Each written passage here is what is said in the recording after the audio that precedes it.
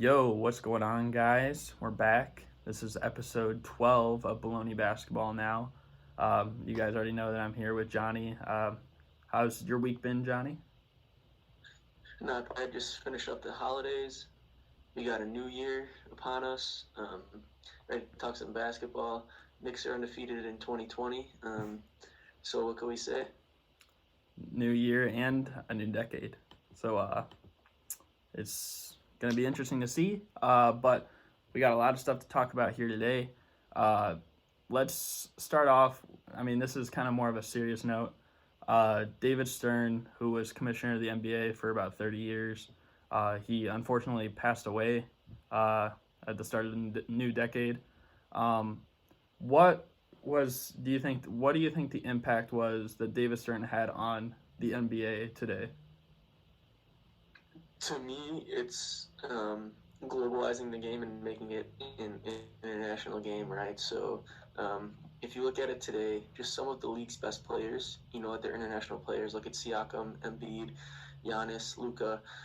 So I think globalizing the game and really making it a global game. So we're just talking about countries and continents around the world. And I know he got a lot of, I don't know if we call it hate or slander, but every time he'd go to make draft announcements, crowd was booing him. But at the end of the day, he's the best commissioner that the NBA's ever seen, and he's one of the most important to the game of basketball. Yeah, I know a lot of people like boo him, like mainly because of like certain comments he said, or just because like some Lakers fans or Chris Paul trade being vetoed, whatever. But he did like definitely help globalize the game, as you said. Like I know like players like Drazen Petrovic and Arvydas Sabonis, like they had to like wait some time before, because there was like war going on in their countries. But eventually they made their way over to the NBA, and I think he just also helped change like the playoff format as well. I am much more of a fan of the playoff format now as I would be if it was like say 1984 when there were like best of fives and not as many rounds. So I think all that taken into consideration, um, he definitely was the most impactful commissioner. And I mean, you got to think the NBA's been around for a little over 70 years now, and to be commissioner for 30 of those years, like that's literally almost half the entire uh, NBA. So that's just like he did a lot for the league.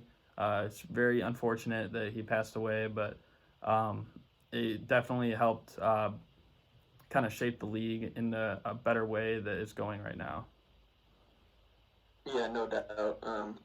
Last night I sent out a tweet. I was like, we're always talking about LeBron versus Jordan, but the two goats in NBA history are David Stern and James Naismith. Like that's just how I view it.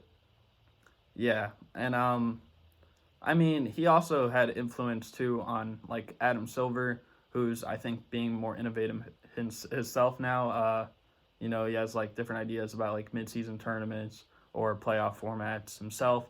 But I think like the idea that David Stern was kind of like the one who like made a lot of these changes and stuff like that is what allows Adam Silver to even be thinking of some of this stuff like that. Yeah, essentially David Stern was the guinea pig, right? He experimented things out, and now Adam Silver's just able to build upon it. Yeah, for sure. But now moving on to another topic. So Kyle Kuzma's trainer on Snapchat said a bunch of comments, basically kind of calling out LeBron, taking shots at him, saying stuff like someone wanted smoke and it wasn't Kawhi about the Clippers-Lakers game on Christmas Day last week. And then Kyle Kuzma came out on Twitter and said like a spade is a spade. Um, do we think this is detrimental to the Lakers team, or do we think they're just gonna get past it somehow? Do we think it'll come back Um, to haunt them in any way? I kind of have like mixed feelings, right? Kuzma, he's a young kid. He's all over social media. He claims that tweet, "The spade is a spade," had nothing to do with what his trainer posted. Um, Timing wise, though, it kind of seems like it did. LeBron said he and Kuzma already talked it over, this and that. Like we're just gonna put it to the side. This doesn't, at least small effect. People are throwing shots, making jokes that Kuzma's gonna get traded. Um, I personally think Kuzma should get traded regardless of what this whole fiasco has to do with it. Ever since the beginning of the season, I just don't think I don't think he's as good as people make it seem. So I think he should get traded regardless. But this is just an unnecessary distraction to put in a team that has title aspirations. Yeah, and I mean, it's just I don't think it's necessarily that Kuzma isn't a good player because obviously he is. It's just like I don't think he's really necessarily happy there. I mean, a lot of those guys there are like veterans, like LeBron, Dwight Howard, DeMarcus Cousins, Rajon Rondo. All those guys have been in the NBA for quite some time, and Kuzma is just like in his like third year. So, and a lot of his friends were traded to New Orleans. So, I mean, that's kind of unfortunate for him when you start out your career and you're with all your friends and then someone else comes in and then now it's like you're the only one left. So the timing was definitely a bit suspicious, I will say.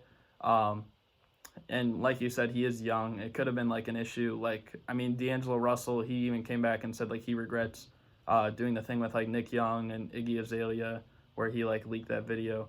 Um, so, I mean, he could have been intentionally doing it or he could just maybe not have been. I don't know. But the way it seems, it basically looked like he was insinuating this whole situation. And I don't think people are going to see it any other way. Yeah, and I mean, just another way to look at it is look at Josh Hart, look at Brendan Ingram. Like they're both thriving in a new situation, and you know, Kuzma seems like he is made for the bright lights. Like he likes being in this, being in the bright lights. He likes being in LA, a big market. But for him to really expand his game, you know, getting traded where he has more freedom might be the best thing for his career. Yeah, and even Lonzo Ball had a really good game the other day too against the Rockets. So I mean, all three of those guys, I mean, they look at least happy or not like stressed out that they have to like play a certain way because I feel like that was the case sometimes last year when they're playing under veteran Hall of Fame player like LeBron. So it kind of like mentally it kind of changes how they have to adjust. So I think Kuzma he's kind of still in that stage considering he's still on the team. So I think a new team might just be the best thing for him. Yeah, and we'll see. You know, with the trade deadline in a month and a half or whatnot, you know, we'll see what move the Lakers make. We're going to talk about a possible move the Lakers might make later in this podcast. So it'll be interesting to follow along. Yeah. But moving on, we got a few teams that might be needing a change. And it's funny because one of these teams we just talked about, I think it was last week or 2 weeks ago, that they were starting to like figure things out, but now they just don't look like a good basketball team once again. And I mean, we both talked about it on Twitter. I mean, that team that we were talking about was the Trailblazers, but we also have the Sixers, the Pistons, and the Kings. All of them have been pretty bad as of late. Which of those teams do you think is most likely to change for the better? And which of those teams is most likely to maybe just figure it out? I think the answer to both questions may be the same team in the 76ers. I personally think the 76ers are going to make a move, whether that's Al Horford, trade Al Horford and get another wing or something like that. But then again, they're also the team that may be most likely to figure it out considering all the talent they have. A team like the Blazers, I still think they're going to hover around that 8 seed. They have too much talent not to. We'll see when Nurkic returns. We'll see when Zach Collins returns. Like I said with the 76ers, you know, just too much talent to not figure it out. They're still going to make the playoffs. It's just a matter of what seed they get and how far they go. Pistons, they don't have a present or a future in that Griffin's banged up. Drummond will never be that guy. And they're really relying on a guy like Luke Kennard and Sekou Demboye to really become superstars. So they're like shot. And then the Kings, you know, I see them moving Dwayne Dedmon. He's already asked for a trade. I think Ariza's going to go. At least they have a couple guys that they can look forward to in the future with De'Aaron Fox, Marvin Bagley, Bogdanovich is playing well. So we'll see what they do with him this summer. But to me, it's the Pistons just have nothing going for them. And then the 76ers still have title aspirations, and then the other two teams are kind of in between. Yeah, I think in order to like gauge how great the teams can be, like you kind of have to see like where we're expecting them. Like, I mean, coming into the season, we all expected the 76ers would be championship contenders. Uh, the Trailblazers, I think everyone picked them as a playoff team. And as for the Pistons, I mean, I think most people picked them as a playoff team, maybe not everybody. And then the Kings, like, that's just their goal is to make the playoffs, you know? So looking at that, like, I mean, I think for the Sixers' sake, I mean, they're not too far off because considering in the playoffs, like, you got a guy like Al Horford right now. Uh, you know, like, you got really probably the best defensive starting lineup in the league. And, I mean, the Trailblazers, like, they might not even make the playoffs, so it's going to be really tough for them. They just can't be, like, throwing, you know, these games away. As for the Pistons, considering they're in the East and their competition right now is a Nets team that has best player Spencer Dinwiddie and the Magic and the Bulls and the Hornets, I think they still have a good chance, although they do need to fix it. And as for the Kings, I mean, they've just been pretty bad this year. And I remember at the beginning of the year, I made a prediction saying that the Kings would almost be like the Nuggets in a sense of the 2 years prior, where they got the 9 seed back-to-back years. I don't even know if they'll get the 9 seed, but they don't look like a playoff team for sure. Yeah, yeah. Not really much to disagree with there. Like I said, it's kind of like we have these teams in tiers, right? It's like we have the Sixers who lock for playoffs, possible title. Blazers and Pistons are still a playoff seed, and Kings not really anything. But the only team that takes serious here are the 76ers. Yeah. And now moving on to the other side of things with teams that might have fixed some of their issues. We got the Golden State Warriors, the New Orleans Pelicans, and the New York Knicks. Now, there still is plenty of time left in the season. I mean, we're not even halfway through. Do we see any of these teams making the playoffs potentially? And if they do, which team has the best chance? Pelicans is the only right answer here. Warriors are still gonna struggle. I don't see them even bringing back Curry, and who knows what they do with D'Lo. The Pelicans, similar to the Sixers, just have too much talent to not succeed, and they're starting to put things together. Derek Favors being out really hurt them a lot. Having to play Okafor just made their defense absolutely brutal. The Knicks are simplifying things a lot and making the game a lot easier, but I just don't think that they have enough to push for that 8th seed. Because really, the thing is with the East, it's really the 8th seed is the only thing available. Teams like the Magic and the Bulls are already sitting there, so the Knicks would have to overcome both of them. Well, they are only a couple of games out. I just don't see it happening. Yeah, I don't see the Knicks making it. I do think it's a good sign, though, because I know players earlier in the season were unhappy with, like, David Fizdale. And, I mean, now it seems like they're kind of in a groove of things, so that's at least good. The Pelicans, I mean, Zion is expected to come back in January, but I mean, then again, he was also expected to come back on Christmas, so we never even know. But I personally think that if any of these teams is going to get to the playoffs, I think the best chance might just be the Warriors, and that might just be the craziest thing because, I mean, the Warriors, like, we got to acknowledge the fact that they've been to 5 straight finals. You know, they have Steve Kerr, who's been in the finals 5 times in the playoffs for long runs for 5 straight years. You know, Draymond Green, he's an experienced veteran at this point. D'Angelo Russell is also an all-star.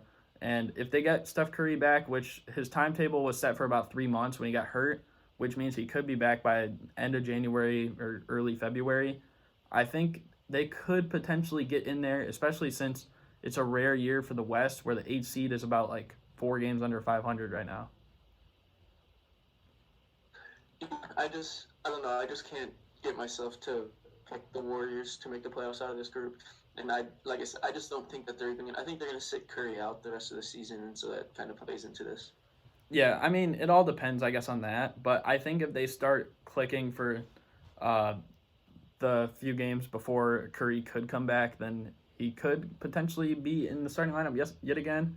But, I mean, obviously, if they go back to the Warriors that we've seen for most of this season, then I don't see him really coming back. But I think if they went on a decent run and Steph Curry comes back, then they definitely have a chance at getting the 8 seed. Yeah, I can't disagree with that. Uh, Moving on though, this is pretty much just a game recap. Probably the most interesting game of the week. We had the Miami Heat and Philadelphia 76ers. The 76ers were winning late in regulation. And then, Tyler Hero, like, they came up with a steal from Jimmy Butler poking the ball from Embiid. Tyler Hero made the three. And then Ben Simmons, like, off the Josh Richardson intentional miss on a free throw, forced overtime. And then in overtime, it was also just as crazy. But what did we see from this game? And if these two teams were to play in a playoff series right now, who would you take? My biggest takeaway here is just that, I guess a couple takeaways, is that Miami, and most of the top teams in the East, honestly, have just been so good at home, with only a loss or two. I also think it goes to show that Miami has won so many close games that they just feel like it just feels like when Miami's in a close game, I'm just gonna put them to win. The way that Philly's playing, I still don't see their closer, right? Their guy that can go get, that can create and then make a shot on their own. And so I think I might actually lean towards Miami beating them in a playoff series. A lot of it will have to do with who has home court advantage, but I just like the way Miami's structured with their one star in Butler and just a ton of great supporting players. Yeah, I think Miami, they probably have more experience, I would say. Although they're young guys, like, they have a lot of young players on their team, but I feel like their young players have experience, if that makes sense. Like, I mean, like, guys like Kendrick Nunn, Duncan Robinson, I mean, those guys, they've been playing for a long time. And, I mean, even though they might be, like, rookies or second-year players in the NBA, like, they've been playing, like, in the G League, so they, like, at least have some, like, kind of NBA competition under their belt. Whereas, I mean, the 76ers, they still are a young team. Yes, they do have a starting lineup that has some experience, but other than that, like, their bench is not really the greatest. I mean, they definitely, I think we mentioned earlier, they probably could afford to make a trade. But right now, I would probably take Miami in a playoff series as well. Yeah, and everything we've seen lately from Miami has been without Justice Winslow, so it'll be interesting to see what happens when he comes back. Yeah, that's true. Um, Moving on, though, to another Eastern Conference team in the playoff picture, the Brooklyn Nets. They've been playing pretty well so far with many injuries. I mean, we all know Kevin Durant's, like, probably not going to touch the court at all this year. But, I mean, Karis LeVert, he is nearing a return to the court. But Kyrie Irving still might not be too close. Considering where the Nets are right now, do you think it's just best that Kyrie maybe just sits out the rest of the year and, like, re-ups next year when Durant's healthy? The problem with kind of trying to figure this whole situation out is that I can never get a gauge on what Kyrie's injury is versus the timetable, right? Because they always say something and they'll give us a timetable, and then the timetable will elapse, and he won't even have started practicing, let alone contact, this and that. And so I never know how to gauge it. But if he's healthy, I don't see why he wouldn't play just because they're in the race, or they're probably going to make the playoffs. Getting some continuity, playing with guys like Dinwiddie, playing with guys like LeVert will just help them for next season. And so I think that if and when he's healthy, he should return. Yeah, that is a pretty fair point because, I mean, next year I feel like it's mainly going to be Kyrie and KD, mainly as the big spotlight in Brooklyn. So other guys like Spencer Dinwiddie or Karis LeVert or Joe Harris, like, they might not get as much shine. Torian Prince as well. But so I feel like it might be good to start building a connection with him right now because, I mean, his injury might have been the reason why he didn't develop good relationships with the Celtics players because he missed, like, all that 2017, 2018 postseason and the last few games too. And then, like, he came in the next season and basically treated it like it was all his team. And, I mean, he probably came in with that mentality this year, and that's why they were, like, losing a lot to start. I think they were, like, 4-9 at the beginning of the year. But, I mean, they played better without him, but I think it's also the fact that he might want to. I mean, I don't know if he's necessarily thinking this, but some people might think if he comes back and the Nets start losing again, that's kind of hit on Kyrie's legacy, because that's what we thought with Steph Curry his first few games this season until he got hurt. Like, maybe Steph Curry can't do this without Klay Thompson and Kevin Durant and all those guys. Yeah, I mean, but at the end of the, I don't know. I always like listening to that argument, but I never really agree with the argument, just in the fact that, like, the Nets would love to have Kyrie back, right? Like, they might have a short spurt, like, where they play well without him. Like, they had that time when the Nets, I think they went 4-1 on a 5-game span. Then you look at the teams they played, and you're like, okay, this is why. Look at the Nets lately. Losers of, I think, 3 of their last 4 or 4 of their last 5, struggling mightily, and would love to have Kyrie back. Yeah, and I mean, it's not like every team like doesn't want Kyrie or anything like that, because that's insane to say. I mean, if you look at the Cavs, like when they lost him in 2017, like they came out the next year. Yes, they did get to the finals, but like every series was a battle for them, and when it came down to the finals, they didn't even stand a chance. Whereas in 2017, they at least had some kind of a chance, but they were not even like really close the next year. Yeah, exactly. It's just the media will try to portray a picture that's different from what's actually happening, and that's kind of all we're getting right now. Yeah. Moving on, we have kind of a trade rumor, and this, in my opinion, doesn't make too much sense. So the Phoenix Suns, I guess, are interested in Danilo Gallinari. Now he's been hurt for a while with the Oklahoma City Thunder, and they've been winning games without him, so that might make them more likely to trade him. But to the Phoenix Suns, I mean, Gallinari and Devin Booker, I don't know what that really is going to get you. I mean, they're not the greatest defensive tandem, and I mean, I don't know what they're aiming for, like maybe just a playoff seed, but I think they want to build for the long term. But what are your thoughts on this? Doesn't make sense at all. I've looked at this from like 3 or 4 different angles, and I still can't even understand why they would try to do something like this. I don't know, but then again, it's the Suns, so everything they do doesn't make sense to begin with. But I'm just completely lost, and I don't see the reasoning behind this at all. Yeah, I don't really either. I think they need more, like, their defense has been pretty lackluster. I mean, they just got completely destroyed by the Lakers the other day, and it was not good defensively. So I think if they want to make a trade, they're going to have to get some defensive help.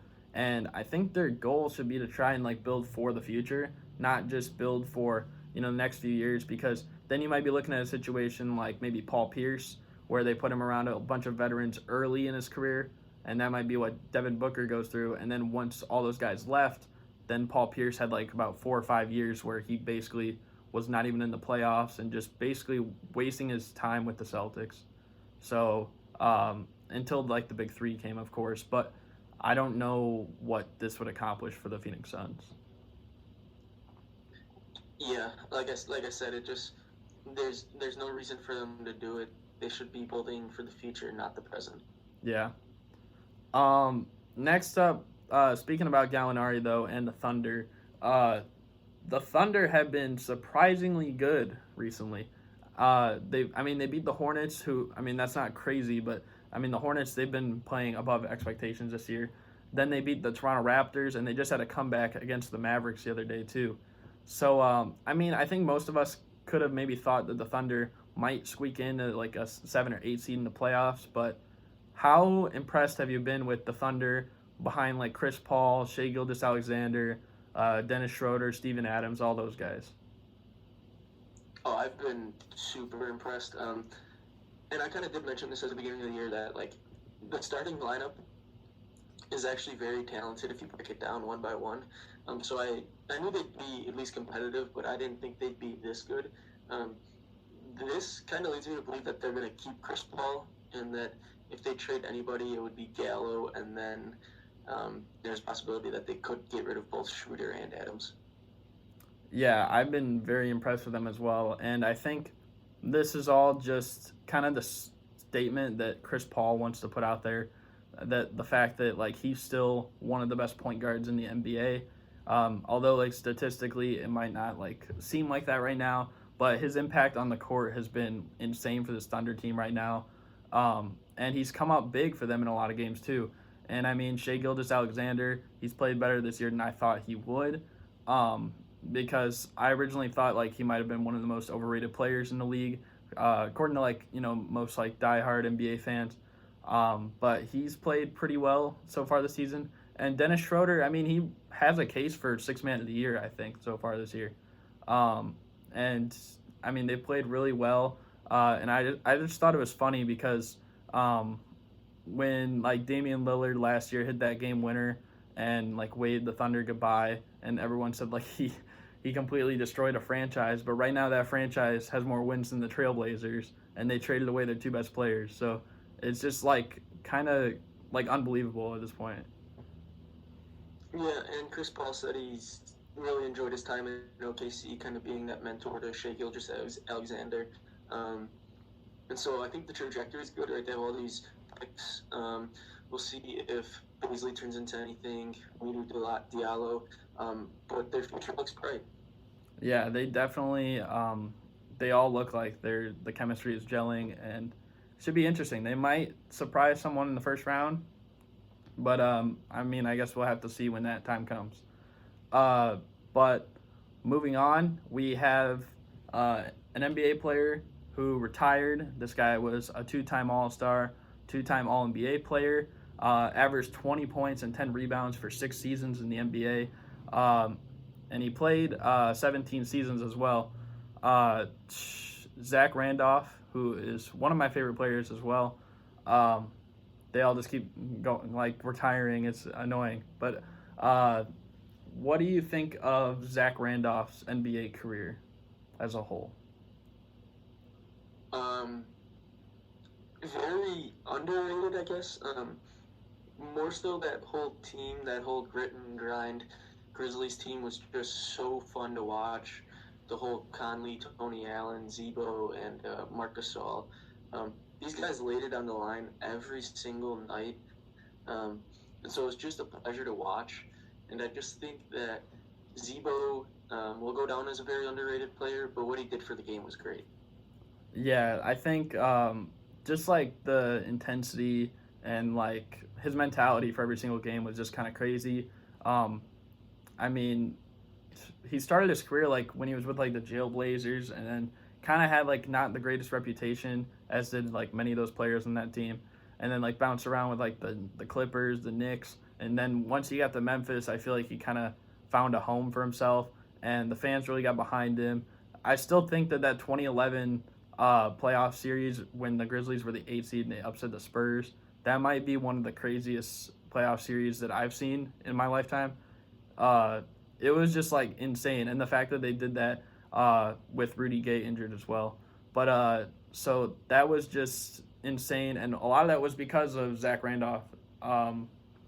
But yeah, they were always a playoff team, and I mean, unfortunately, like every great has to retire eventually. So I think, as you said, he was definitely underrated, and he was one of my favorite players too. So yeah, I think the NBA is going to miss him.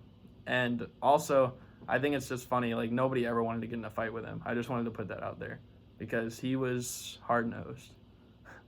Well, and his one quote, I think it was to DeMarcus Cousins, he said, in the hood where I'm from, bullies get bullied. Yeah. And I mean, like, to say that to a guy like DeMarcus Cousins, who's like always up in everyone's grill, talking to everyone, like at least back like when he was with the Kings, like that, it's just like, it takes some guts for sure. Yeah, that's something I won't forget. Yeah. And then moving on though, a player that actually did retire, might be coming out of retirement. We have Darren Collison. He last played for the Indiana Pacers last year, had a surprising retirement, to focus more on like his faith and stuff like that. But I guess he put on Twitter that he was interested in, possibly joining the Lakers or the Clippers. He put like the emoji like where it's like, I'm thinking. And I also saw a report that said that the Bulls maybe should like be interested in trying to get him. I don't think that's very likely though, but I'm just putting that out there. Do we think any of these teams end up signing Darren Collison, or do we think Darren Collison makes any kind of NBA comeback? What are our thoughts? I think the likelihood of the Lakers signing him is greater than the likelihood of the Clippers signing him, just because it seems like the Lakers are in the hunt for a guard, while the Clippers are in the hunt for a big guy. So I know he said he for an LA team, and so that's kind of why I lean Lakers over Clippers. Yeah. I also think that the Lakers are more likely to land him than the Clippers. They just have like so many like guards that they're playing, like that they have around them, and the fact that they're also playing LeBron at point guard, it just makes it like they got so many guards. But I mean, they have pretty big men as well that are good for rebounding, so they don't have to worry about that. As for the Clippers, I mean, they could use a backup point guard that could be more of a facilitator because right now they're running Lou Williams there, but I don't know necessarily if they have as good of a chance as the Lakers. And then the Bulls, I don't really see that happening at all. I mean, there's no way he's going to the Bulls. We'll just say that right now. Yeah, and for the Clippers, this would be more of a depth move for the Lakers. I don't know. Rondo always seems to do well in the playoffs, but I just think playing Collison over Rondo may be helpful just because it gives him another shooter, and you really want to surround AD and LeBron with shooters. I guess if you're putting Rondo with AD, that's fine because he's your facilitator. But if you're going to play Rondo with LeBron, it's kind of redundant in that Rondo doesn't help space the floor as much as a guy like Collison. Well, I will credit Rondo this year because, I mean, he has been shooting a lot better than most years. I mean, maybe he could be replacing a guy like Avery Bradley in the starting lineup because I know he's shooting I think 26% from three this year, which is not really that great. But, I mean, regardless, he would definitely help them with the floor spacing, which it seems like they definitely need. Yeah, and I guess the reason that they've just been playing Bradley is solely for his defense. Yeah. But that covers the basic topics for the show. And now we move on to our daily picks, as you guys know. Starting off on Friday, we got the New York Knicks against the Phoenix Suns. So who will take that win? We got a big game here, big game. I'm going to go with the Suns. Yeah, I'm going with the Suns as well. Saturday, we got the Spurs and Bucks. Who's taking that one? I'll go with Milwaukee. I got the Bucks as well. Sunday, we got the Timberwolves and the Cavs. Who's winning that? I'll go with the Wolves. I'm going to go with the Cavs. I mean, they just got Minnesota the other day. I think they'll win it again. Monday, and we do random draws on this, but it's just ironic that Monday drew the Bucks and the Spurs, this time in San Antonio. So who's winning this one? I think this could be considered a trap game from Milwaukee, but I'm going to go with Milwaukee again. Yeah, I'm going to take the Bucks yet again. Sorry, Spurs fans. But Tuesday, we got the Kings and the Suns. Who's winning that one? Sacramento. I'm going to go with Phoenix. And then Wednesday, we got Denver at Dallas. Who's going to win that game? Dallas. I'm going with Denver, actually. And then Thursday, we got Houston at Oklahoma City. Russell Westbrook will be making his return to OKC. What do we think? Who's winning that? I got the Thunder spoiling Westbrook's return. You got the Thunder, and I also have the Thunder, actually. I think the way that they're playing, they're probably one of the best teams in the league right now, at least for this past week or 2 weeks. But yeah, that's who I got as well. And I think that's going to do it for this episode, actually. Do you have anything that you wanted to add at the end, Johnny, or no? Nothing off the top of my mind, no. I don't think I have anything either. So thank you guys for watching. And I guess we'll see you guys on the next one. We're out. Peace. Peace.